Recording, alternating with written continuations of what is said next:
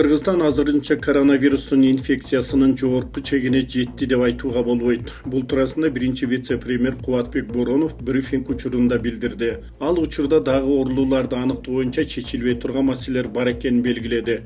Бизде бүтпөй турган бир маселе бар. Бул дарттын симптому жок болгондуктан эл арасында орун алып жүргөнүн билбей, же болбосо жашырып айтпай жүргөндөр бар. Кыргызстанда 114 эл жашаган аймакта коронавирустун очогу бар деп эсептеп, учурда мобилдик топтор кыдырып, ар бир адамдын ал акыбалын сурап жүрөт. Ошондуктан туу чокусуна чыктык деп айтуу кыйын, деди чиновник. Өзүңүздөр байкагандай күнүнө 10-дон 20-га чейин оорулар аныкталып атат. Алардын көпчүлүгү ошо үй карантининде же болбосо обсервацияда жаткан биздин жарандардан чыгып жатат. Ал эми ошонун арасында күнүнө 1-ден 2-ден 3-кө чейин учурлар катталып атат. Бул белгисиз адамдардан чыгып калып атат.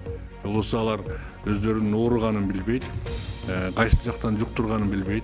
Же болбосо кээ бирөө ошону билсе дагы жашырып үйүндө жанагындай кыргызча, орусча айтканда самолечение менен заниматься эткендер дагы чыгып атат. Сириянын түндүгүндө Туркияга ыктаган козголоңчулар көзөмөлдөгөн Африн шаарында 28 апрелде кечке жуук бомба жарылып, бери дегенде 40 киши мерт болду. Алардын 11-и балдар экени кабарланды. Анкара бул кол салуу үчүн Күрд жумушчу партиясы менен байланышы бар террорчул топту күнөөлөдү. Туркиянын маалыматына караганда кандуу окуя шаардын так ортосунда эл көп жүргөн жерде болду. Владимир Путин россиялык жарандыкты алууну жөнөкөйлөштүрүлгөн федералдык мыйзамга кол койду. Ага ылайык россиялык жогорку окуу жайларын аяктагандар, ошондой эле Россия жараны менен никеде турган жана перзенттери бар чет өлкөлүк жарандар, балдары Россиянын жараны болгон ата-энелери үчүн жарандык алуу жол жобосу жөнөкөйлөштүрүлөт. Мындан тышкары жарандыкты алуу талаптары жашап туруу укугуна ээ Молдова, Украина, Белоруссия жана Казакстандын жарандары үчүн бир кыйла жеңилдеди. Алар өлкөдөгү жашап туруу мөөнөтүнө карабастан жарандык алууга арыз тапшыра алат. Кыргызстанда кафе-ресторандар бардык режимдер алынгандан кийин гана иштей баштайт. Вице-премьер Эркин Асрандиевдин айтымында тамактануу жайларында инфекцияга байланыштуу аябай көп тобокелчиликтер бар. Ал эми чоң базарлар 21 майдан кийин гана ачыла турганын билдирди. Базарларга башка аймактардан дагы адамдар келгендиктен эртерээк ачуу кооптуу деген чечим кабыл алынган. Кыргызстандын тышкы карыздар боюнча жеңилдиктерди берип туруу өтүнүчүн донорлор түшүнүү менен кабыл алды. Бул тууралуу маалымат жыйын учурунда вице-премьер Эркин Асрандиев билдирди. Өткөн аптада президент Кытайдын Эксим банкынын алдындагы карыздын мөөнөтүн жылдыруу боюнча сүйлөшүүлөрдү жүргүзгөн. Алар биз күткөндөй жооп берип, Эксим банктын өкүлдөрү биздин адистер менен байланышка чыкты деп билдирди вице-премьер. Ал эми башка карыз берүүчүлөр менен дагы Париж клубунун алкагында насыя мөөнөттөрүн узартуу боюнча сүйлөшүүлөр жүргүзүлүп жатат. Биринчи майдан тартып 3 этап менен ишке кирүүчү тармактардын тизмеси 28 апрелде жарыяланган. Ага карабай, калган тармактардын иши өзгөчө кырдаал режими алынып салынмайынча жанданбайт. Алардын катарында бала бакчалар, мектептер, окуу жайлар жана башка билим берүүчү мекемелер бар. Эгер 1-июнга чейин кырдаал турукташса, ишин башташат. Режим улана берсе 15-июнга же июль айына чейин дагы жылып кетиши толук мүмкүн. Баары өлкөдөгү эпидемиологиялык кырдаалдан көз каранды. Өкмөттүн чечимине ылайык коомдук транспорт 1 майдан тарта иштей баштайт. Бирок автобустарга жана троллейбустарга, эл ташууга жана жүрүүгө бир топ талаптар коюлду. Ага ылайык жүргүнчүлөрдүн баары бет кап, кол кап кийип, антисептик каражаттар менен жүрүүгө тийиш.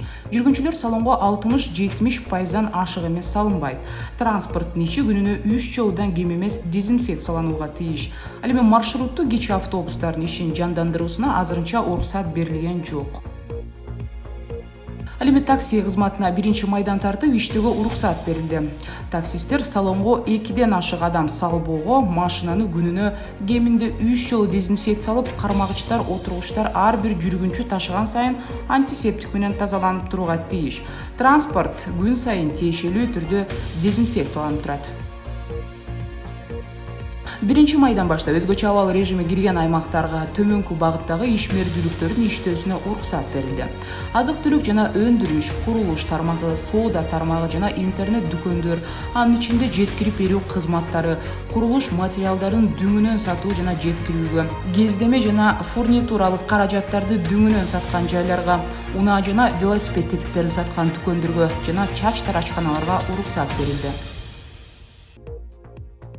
Коронавирус жоктурган 10 адамдын абалы оор, анын ичинен 4-өө реанимацияда жатат. Бул тууралуу өкмөт үйүндөгү маалымат жыйында Саламат сактоо министрлигинин өкүлү Айнур Ахматова билдирди. Ошондой эле 52 адамдын абалы салыштырмалуу оор, 222 адамдын абалы болсо канааттандырарлык деп бааланууда. Бир сутка ичинде Кыргызстан боюнча дагы 6 медицина кызматкерине коронавирус жуккан. Бүгүн жалпысынан 21 жаран деп эсептелди. Ал эми өлкө боюнча жалпы сан 729 жетти. Ош облусуна караштуу Алай, Өзгөн жана Карагулжа райондорундагы кооптуу аймактарга жашаган жарандардын убактылуу коопсуз жайга көчүрүү үчүн чатырлар тигилип баштады. Аталган облуста 2488 үй бүлө кооптуу деп эсептелген жерде жашайт. Ал эми 2406сы жер көчкү ыктымалдуулугу жогору болгон аймактарда күн кечирет. Алай районунун өрт куткаруу бөлүмү тартылып, Таш Короо айылында 18 даана чатыр тигилди. Мындан сырткары Өзгөн райондук бөлүмгө 20, Карагулжа райондук бөлүмгө 15 даана чатыр жеткирилип, алар аталган райондордогу кооптуу аймактарда жашаган үй бүлөлөр үчүн орнотулду.